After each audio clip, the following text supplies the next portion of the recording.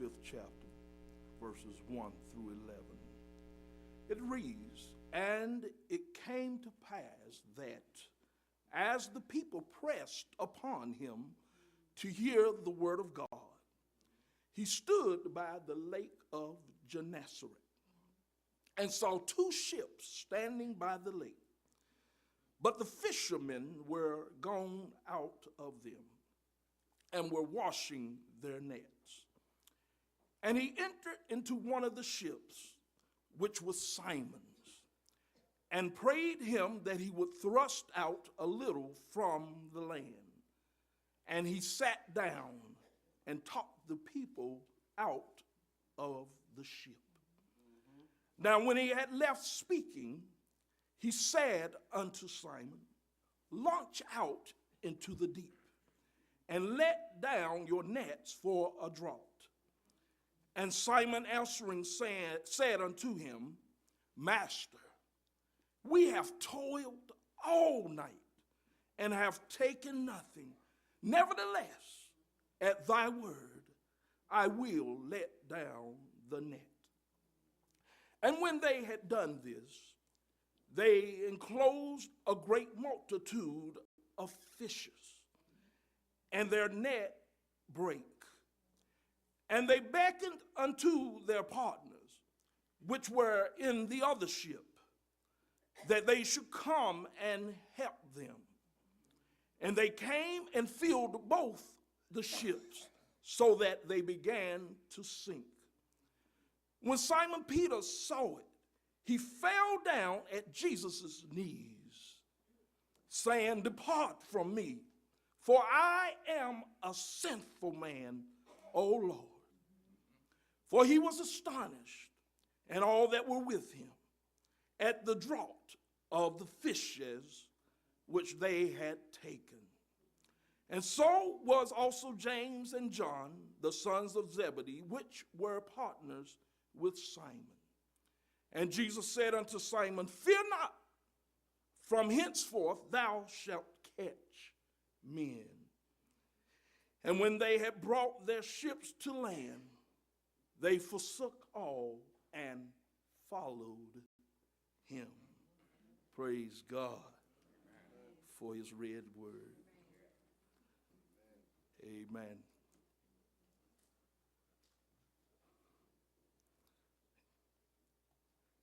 Let us bow our heads in prayer. Oh, Father, our great and mighty God, Lord, it is again that we come before you, thanking you, Lord, for another day. Lord, we thank you for your grace and your mercy. We thank you, Lord, for just allowing us another chance. Oh, Lord, we realize that we couldn't have been here without you. But, Lord, we realize that with you, Lord, all things are possible. And, Lord, we just thank you for yet another opportunity to hear your word, Lord, to preach your word, Lord, to feel your presence in this place, Lord. And, Lord, we just ask this morning, Lord, that you have your way, Lord, in this service, Lord, in this message, Lord. Use it for your glory, Father. Oh, Lord, let us open our ears, Lord, that we might hear from on high, that you might speak a word in our lives, Lord, that we might go from here to hence yonder, Lord, that we might bless somebody else with what you have said in our hearts, Lord. And Lord, we pray that this message will be a blessing and uplift our spirits and motivate us to go on a little further, Lord. And Lord, we thank you in advance for what you're going to do in our lives. And we love you, we praise you, and adore you in Jesus' name. Amen. Amen. Amen. Praise God. From these scriptures that have been read in your hearing, just want to use for a subject for a few minutes. Fishing with Jesus. Fishing with Jesus. Amen. I don't doubt that there are many of you here this morning who loves to go fishing. Amen. Some of you make plans to get your tackle box, your fishing rod or rods and hooks and some bait, whether real or artificial. And you pack up. I think they say that right after a good rain, like we've had this weekend, is a good time to go fishing. Is that right? Some people fish and don't care what kind of fish they catch. So they say, just give me a hook and some bait and I'm going for it. Amen. But some people like to fish for specific kinds of fish. Here at the local ponds, you might fish for some bass, or some brim, or another type of fish, maybe a catfish or something like that. I recently learned that this term that we call fish, this brim, is a type of fish that not many people recognize. They say that's a country term. I learned that by watching Family Feud. The judges had no clue what this family from the country was talking about. How many of y'all don't mind just being a little country though? Hallelujah. I know we done got certified, but but I don't mind being just a little country. Somebody say you can take the boy out the country, but you can't take the country out of the boy. Back in the day, I used to go fishing. I loved fishing for bass. I like the way that they bite that hook and you give it a little tug and they take off. Boy, you think you had a big one. You reel that joker in and a lot of times it ain't no bigger than your hand. Amen. But some people, amen, like to go deep sea fishing. Amen. They want to catch what I say the more exotic type fish. You know, that stuff that you eat in the restaurant. Yes, many of us love to or have in the past enjoyed the pleasures of fishing. Whether for sport or to provide food for our families. But from these scriptures that we've chosen on today, we're going to learn how to go fishing with Jesus. Is there anybody here this morning that wants to go fishing with Jesus? Amen. Praise God.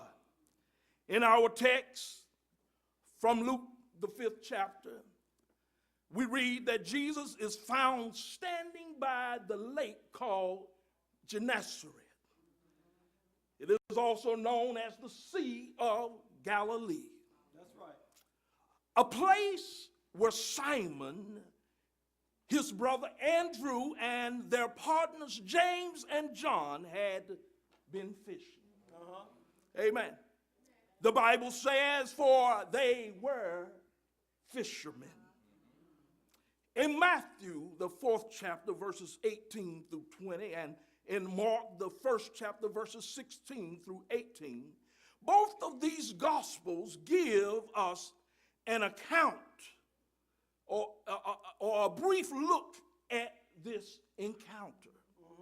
Assuming it is the same as in our text this morning, but they chose not to expound on it. Their account is straight to the point. Amen. They record that Jesus, walking by the Sea of Galilee, saw two brethren, Simon called Peter, and Andrew his brother, casting a net into the sea, for they were fishers. And he saith unto them, follow me, and I will make you fishers of men. And the Bible says that they straightway left their nets and followed him. But Luke here is a bit more detailed. And there are a few things of significance that I want to share with you on this morning. The first thing we see in our text is that there is a crowd of people waiting to hear a word from God. Sometimes I wonder about people today.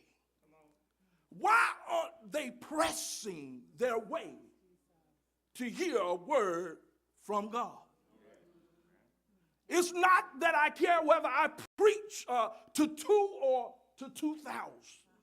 But I do know that the crowd, the masses, needs to hear from God. A time when folks think it's all right for a man to marry another person of the same sex. Adultery and fornication seems to be at an all-time high. Everybody is doing their own thing, and nobody is concerned about the things of God. Nobody fears God anymore.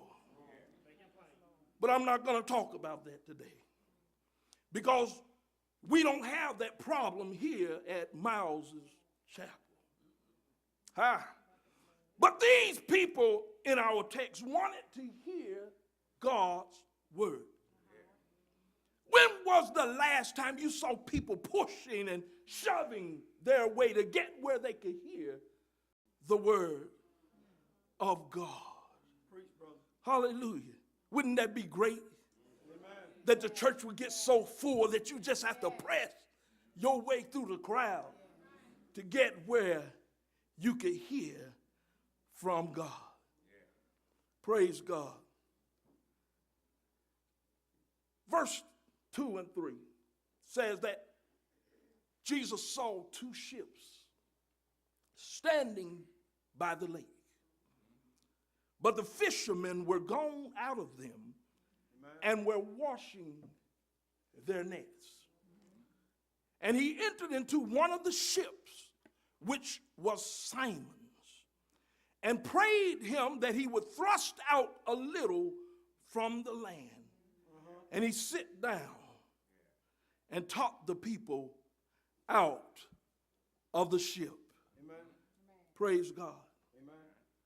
So the next point I want to make here is that some of us today have gotten caught up in seeing the preachers preach behind these beautiful wooden or glass pulpits. But here we see Jesus takes a ship and turns it into his pulpit. That's right. That lets me know that it doesn't matter, or it makes no difference where or what it looks like where we preach.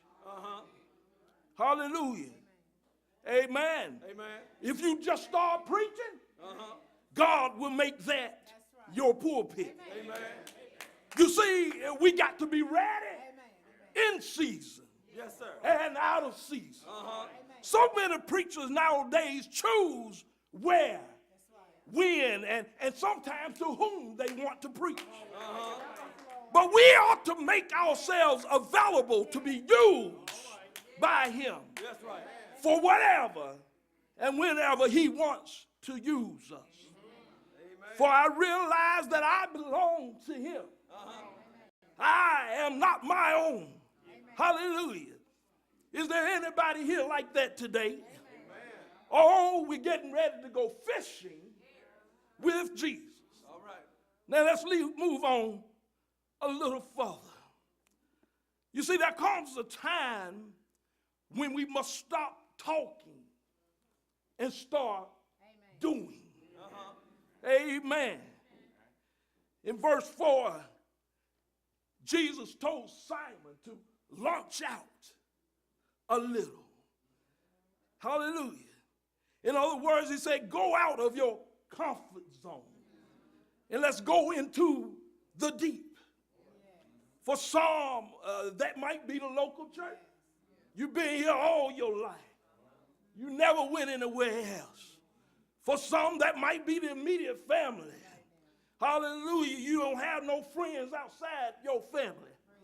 Hallelujah. For some people, that might be them old friends that you've been hanging around with. Come on. Hallelujah. You need to launch out of your comfort zone and go into the deep. Hallelujah. You see, somebody's got to preach the gospel to those folk that otherwise wouldn't hear the word. Those folk in the hood. Hallelujah. In the projects. Those drug-infested communities that I like to call the reaping field. Hallelujah. Matthew 9:37 and 38 says that Jesus said unto, hallelujah,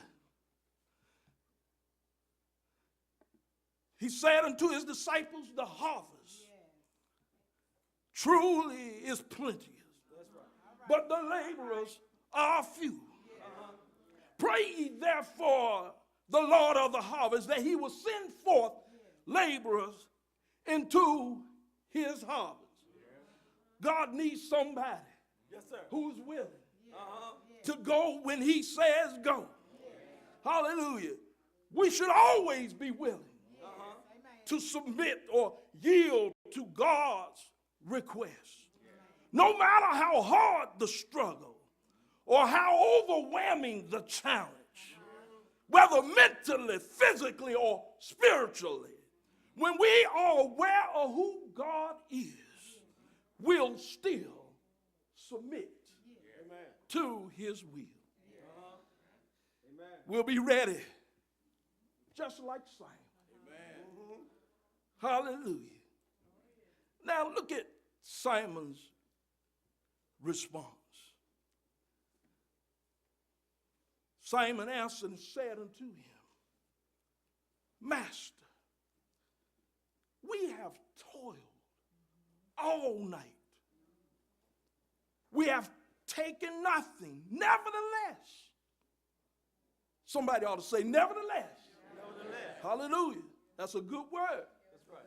Amen. Nevertheless, at thy word, I will let down the net. Hallelujah.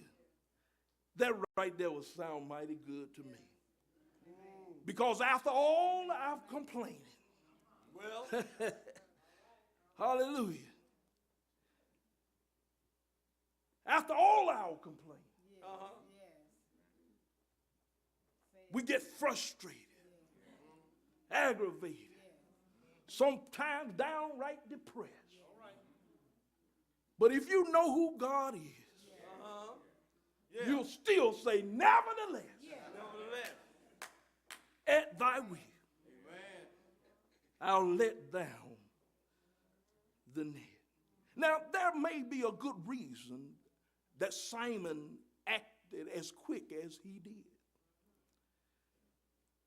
In the chapter before, in Luke, the 4th chapter, the 38th verse, Jesus had an encounter with Simon.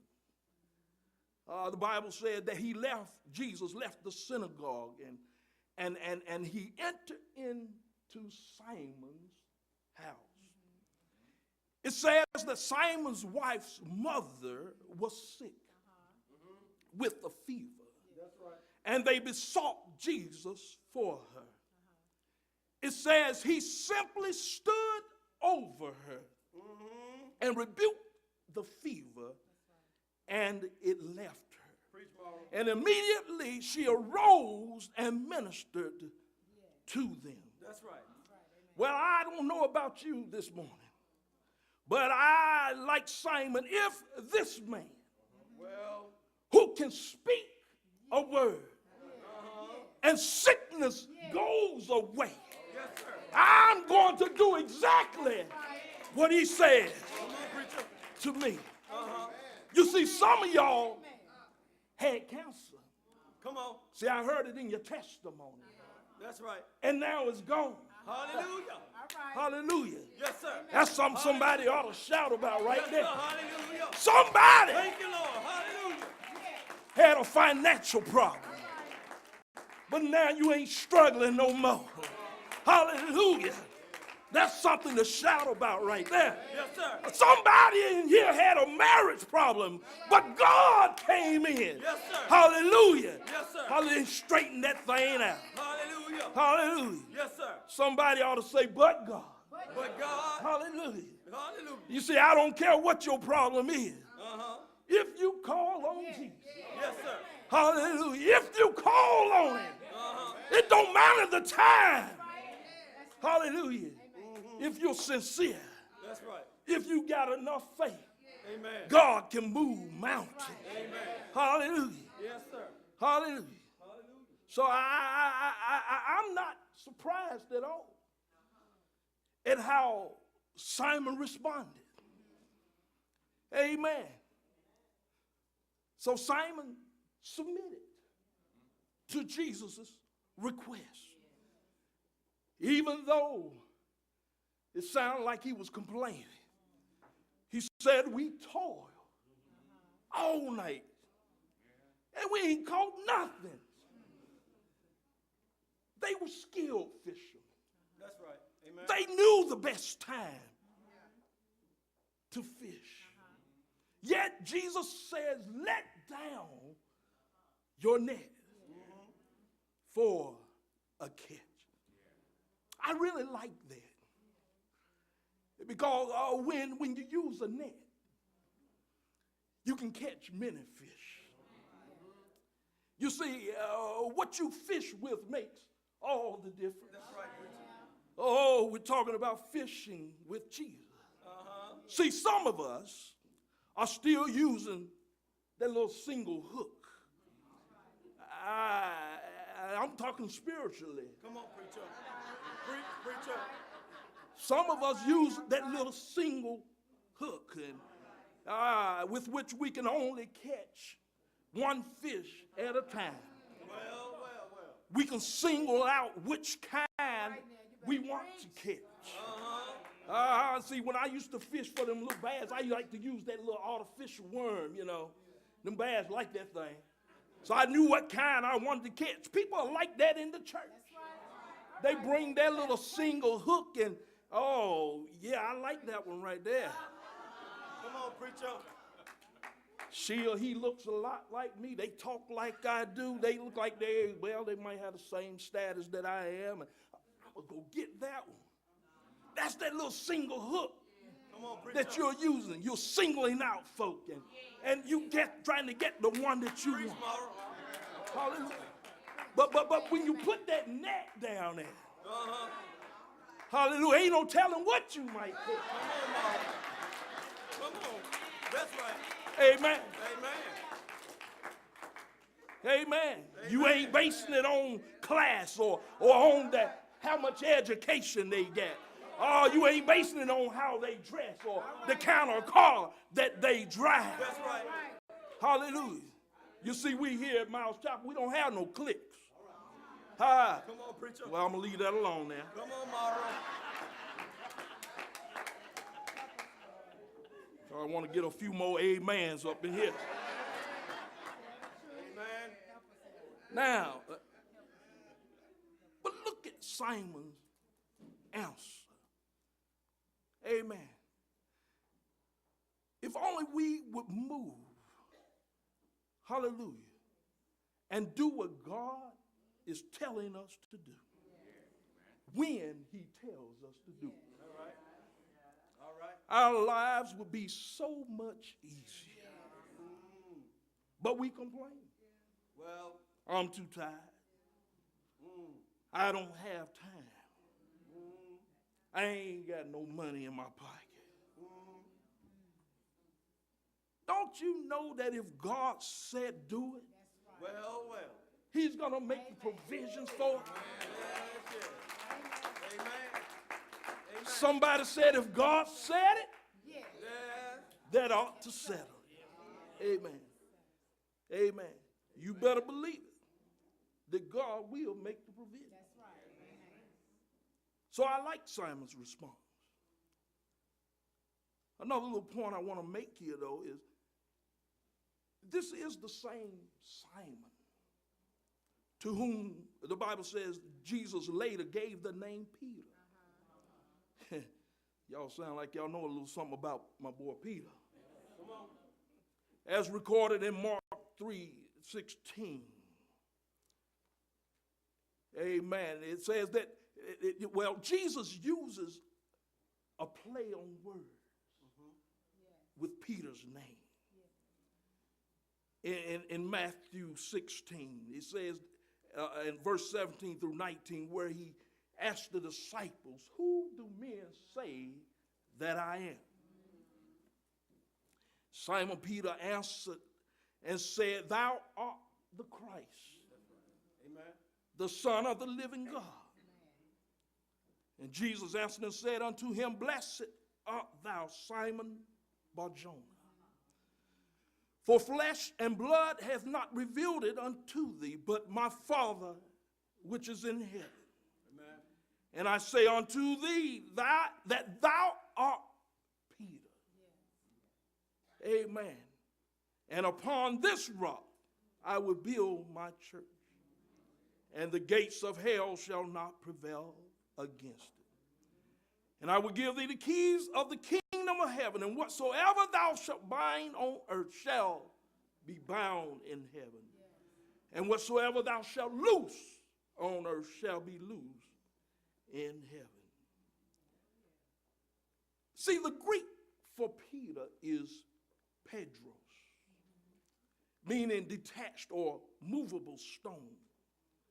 And rock, the Greek word is Petra, also meaning bedrock. Many mistake Jesus' words here to Peter to mean that Peter is the rock on which the church will be built. But Jesus is using a play on words here. And because of Peter's confession and recognizing that he is the Christ, the Son of the living God, Jesus is simply stating that on this confession will his church be built. Peter is not my rock. Come on, preacher. But Jesus Christ is a solid rock that I stand. Amen. Hallelujah. But look at Peter's response. "Nevertheless, at thy word, That's that word. I will let down the net." Man. You see, it takes faith. I sing that song of it. It takes faith to step out on nothing and believe that something is there. Peter knew that the circumstances were not good for a catch at that time. But Peter chose to obey anyhow, maybe because of what he had already seen and heard, and he let down the net. Let us go fishing with Jesus. Amen. When we follow God's directions, we'll always have good success. I heard somebody say, God didn't say you will be successful, but he said that you will have good success. Amen. Praise God. Come on. Let us move on a little further. Verses 6 through 9, it says, when they had done this, they enclosed a great multitude of fishes, and their net brake.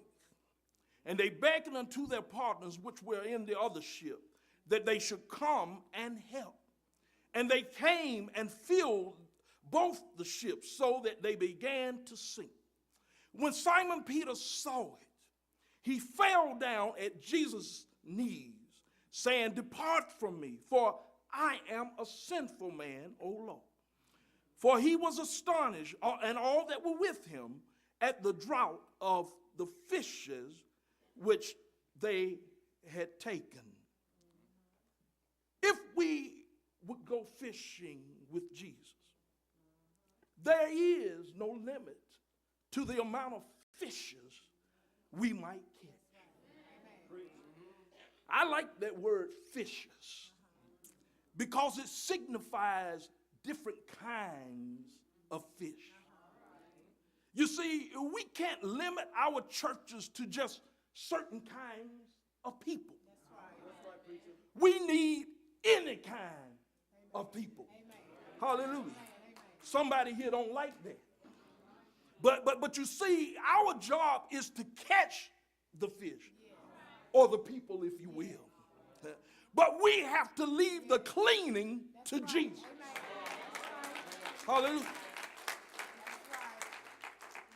When was the last time you invited someone to church who we may not consider fit for church? Some of us try to clean them up before we bring them in. Well, and the biggest problem with that is that most of us, or rather all of us, have not gotten ourselves all the way clean. come on, preacher. Like the sister was talking about the Women's Day thing, she was saying how the book revealed to her that she had some issues. We all got issues.